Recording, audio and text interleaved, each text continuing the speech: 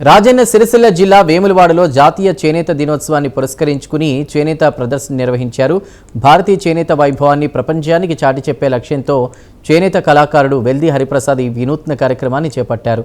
సిరిసిల్ల పట్టణంలోని జ్యోతినగర్లో ఉన్నటువంటి హరిప్రసాద్ హ్యాండ్లూమ్స్లో జరిగే ఈ ప్రదర్శనలో సాంప్రదాయ చేనేత మగ్గంపై కేవలం 170 నిమిషాల్లో చేనేత మగ్గంపై అగ్గిపెట్టెలా ఇమిడే ఏదైతే చీర ఉంటుందో దాన్ని నేయడం జరిగింది.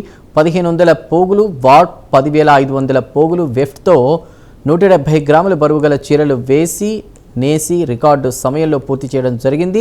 ఇక 5.5 మీటర్ల పొడవు 45 అంగుళాల వెడల్పు గల చేనేత చీరను నేస్తున్న సమయంలో ప్రత్యక్షంగా చూసిన వారు హరిప్రసాద్ను అభినందించారు. అనంతరం అదే చీరను ప్రత్యేక నైపుణ్యంతో మడిచి 12 సెంటీమీటర్ల పొడవు 6.5 సెంటీమీటర్ల వెడల్పు 2.5 సెంటీమీటర్ల ఎత్తుగల అగ్గిపెట్టెలో పెట్టాడు. ఈ కార్యక్రమం ద్వారా సిరిసిల్ల చేనేత కళాకారుల నైపుణ్యాన్ని జాతీయ అంతర్జాతీయ స్థాయిలో చాటి చెప్పడంతో పాటు యువతలో చేనేతపై ఆసక్తిని పెంపొందించడమే ప్రధాన లక్ష్యమని నిర్వాహకుడు వెల్ది హరిప్రసాద్ తెలిపారు.